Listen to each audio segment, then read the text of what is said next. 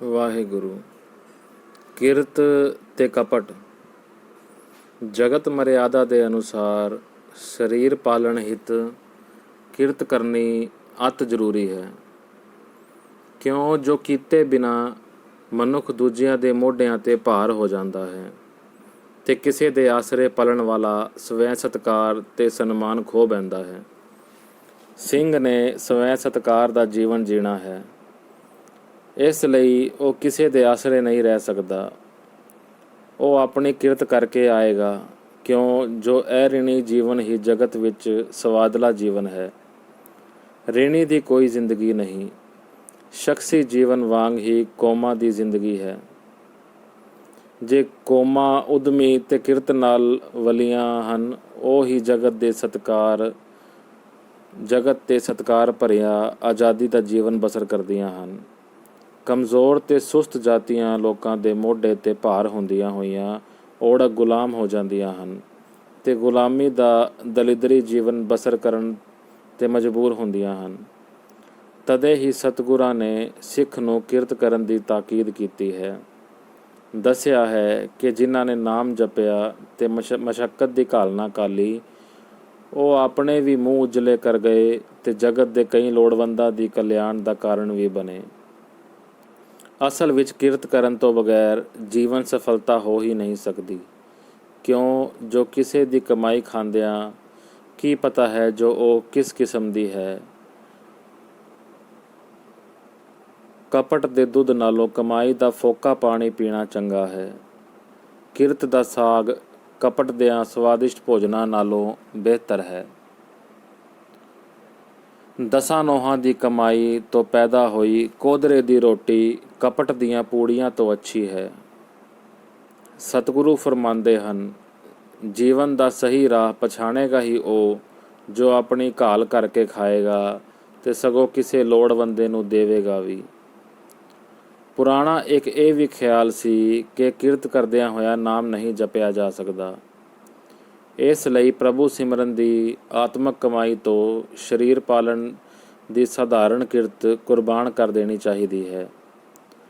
ਪਰ ਗੁਰਬਾਣੀ ਵਿੱਚ ਇਸ ਖਿਆਲ ਨੂੰ ਕਬੀਰ ਜੀ ਦੀ ਜ਼ੁਬਾਨੀ ਨਾਮੇ ਤੇ ਤ੍ਰਿਲੋਚਨ ਦੀ ਗੱਲਬਾਤ ਵਿੱਚ ਗਲਤ ਦੱਸਿਆ ਹੈ। ਨਾਮਾ ਮਾਇਆ ਮੋਹਿਆ ਕਹੈ ਤ੍ਰਿਲੋਚਨ ਮੀਤ, ਕਾਹੇ ਕੀ ਪੋਛਾਏ ਲੈ ਰਾਮ ਨ ਲਾਓ ਚੀਤ।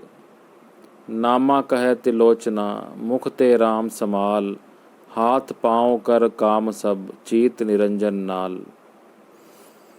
ਇਸ ਲਈ ਸਿੰਘ ਚਲਣ ਵਿੱਚ ਕਿਰਤ ਕਰਨ ਦੀ ਤਾਕੀਦ ਕੀਤੀ ਹੈ। ਸਤਿਗੁਰਾਂ ਨੇ ਜੀਵਨ ਨੂੰ 3 ਹਿੱਸਿਆਂ ਵਿੱਚ ਵੰਡਿਆ ਹੈ। ਉਦਮ ਕਰ ਕਿਰਤ ਕਰਨੀ, ਕਿਰਤ ਦੀ ਕਮਾਈ ਖਾ ਸੁਖੀ ਹੋਣਾ ਤੇ ਦੇਣਦਾਰ ਦਾ ਸ਼ੁਕਰੀਆ ਕਰ ਪ੍ਰਭੂ ਧਿਆਨ ਵਿੱਚ ਨਿਸ਼ਚਿੰਤ ਹੋ ਜਾਣਾ। ਸਿੰਘ ਚਲਣ ਵਿੱਚ ਕਿਰਤ ਕਰਨ ਨੂੰ ਦ੍ਰਿੜ ਕਰਾਇਆ ਗਿਆ ਹੈ।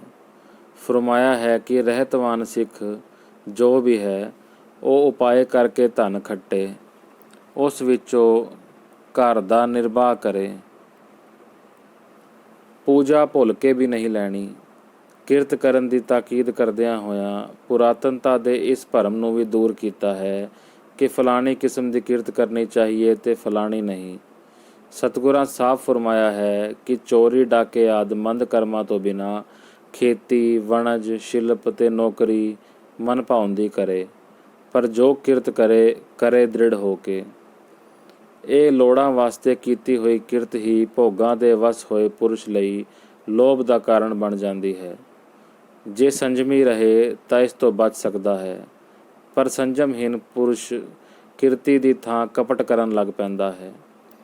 ਲੋਭ ਤੋਂ ਪੈਦਾ ਹੋਇਆ ਕਪਟ ਸਿੱਖੀ ਵਿੱਚ ਸਖਤ ਮਨਾ ਕੀਤਾ ਗਿਆ ਹੈ। ਜਾਣ ਬੁੱਝ ਕੇ ਤਾਂ ਕਿਤੇ ਰਿਹਾ, ਭੁੱਲ ਕੇ ਵੀ ਅਜਿਹਾ ਕਰਨਾ ਵੀ ਵਰਜਿਤ ਹੈ। ਅਜਿਹਾ ਕਰਨ ਨਾਲ ਮਨ ਦੋਸ਼ੀ ਹੋ ਮੈਲਾ ਹੋ ਜਾਂਦਾ ਹੈ ਤੇ ਪ੍ਰਭੂ ਦੇ ਨਿਆਏ ਅੱਗੇ ਜਵਾਬ ਦੇਣਾ ਪੈਂਦਾ ਹੈ। ਇਹ ਨਿਆਏ ਕਿਸੇ ਦੀ ਰਿਆਇਤ ਨਹੀਂ ਕਰਦਾ, ਇਸ ਕਰਕੇ ਕਪਟ ਕਮਾਉਣ ਵਾਲੇ ਨੂੰ ਦੁੱਖ ਪਾਉਣਾ ਪੈਂਦਾ ਹੈ। ਪਾਵੇ ਵੀ ਕਿਉਂ ਨਾ, ਜਦ ਉਹ ਸਤਿਗੁਰਾਂ ਦਾ ਮਾਰਗ ਛੱਡ ਉਜੜ ਰਾਹੇ ਪੈ ਗਿਆ ਤਾਂ ਧੱਕੇ ਤਾਂ ਆਪੇ ਖਾਣੇ ਹੋਏ। ਬੀਜਿਆ ਸੋ ਵੱਢਣਾ ਕੁਦਰਤ ਦਾ ਅਸੂਲ ਹੈ। ਜੇ ਬਿਖ ਬੀਜੇਗਾ ਬਿਖ ਵੱਢੇਗਾ। ਕਿਰਤੀ, ਚੋਰੀ, ਡਾਕਾ, ਵੱਢੀ, ਝੂਠੀ ਗਵਾਹੀ, ਜੂਆਂ ਤੇ ਧੀ ਭੈਣ ਦਾ ਪੈਸਾ ਲੈਣਾ ਆਦਿ ਆਮਦਨੀਆਂ ਗਿਣੀਆਂ ਜਾ ਸਕਦੀਆਂ ਹਨ। ਇਹਨਾਂ ਦੇ ਤਿਆਗ ਦੇ ਮੁਤੱਲਕ ਰਹਿਤਨਾਮਿਆਂ ਵਿੱਚ ਤਾਕੀਦੀ ਹੁਕਮ ਦਿੱਤੇ ਗਏ ਹਨ।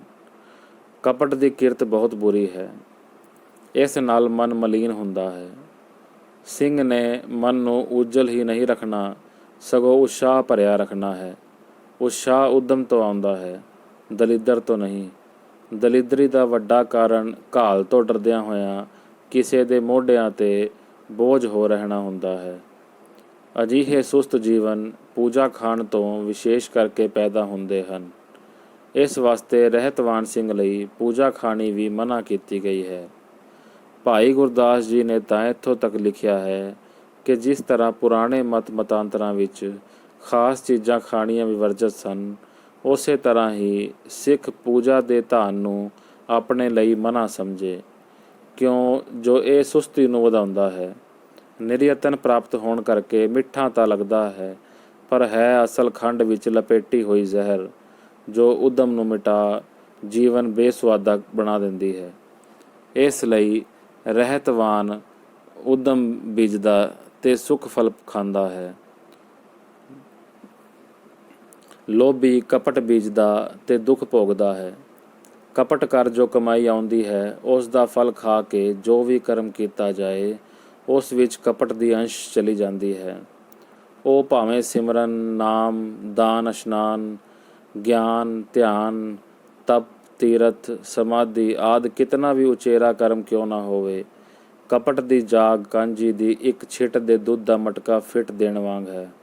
ਸਾਰੇ ਕਰਮਕਾਂਡ ਸਹਿਤ ਕੀਤੇ ਜੀਵਨ ਨੂੰ ਜ਼ਹਿਰੀਲਾ ਕਰ ਦਿੰਦੀ ਹੈ ਤੇ ਸਭ ਕੁਝ ਫਲਹੀਨ ਹੋ ਜਾਂਦਾ ਹੈ। ਸਤਿਗੁਰਾਂ ਇਹ ਪ੍ਰਸ਼ਨ ਕਰਨ ਤੇ ਕਿ ਜੀਵਨ ਨਿਰਬਾਹ ਕਿਸ ਤਰ੍ਹਾਂ ਕੀਤਾ ਜਾਏ, ਫਰਮਾਇਆ ਕਿ ਕਿਰਤ ਤੇ ਭਾਵੇਂ ਕੋਈ ਕਰੇ, ਉਹ ਧਰਮ ਸਹਿਤ ਨਿਰਬਾਹ ਹੋਵੇਗਾ, ਪਰ ਜੀਵਕਾ ਕਪਟ ਤੋਂ ਬਿਨਾ ਹੋਵੇ। ਬਿਗਾਨੀ ਵਸਤ ਨਾ ਛਪਾਵੇ। ਬਿਗਾਨੀ ਵਸਤ ਛਪਾਈ ਕਪਟ ਹੈ। ਪਰਾਇਆ ਧਨ ਤੇ ਪਰਾਇਆ ਰੂਪ ਲੋਭੀ ਕਪਟ ਕਰ ਲੈਂਦਾ ਹੈ। ਲੋਭ ਨੂੰ ਤਿਆਗਿਆਂ ਹੀ ਜੀਵਨ ਦਾ ਸਹੀ ਰਸਤਾ ਮਿਲਦਾ ਹੈ।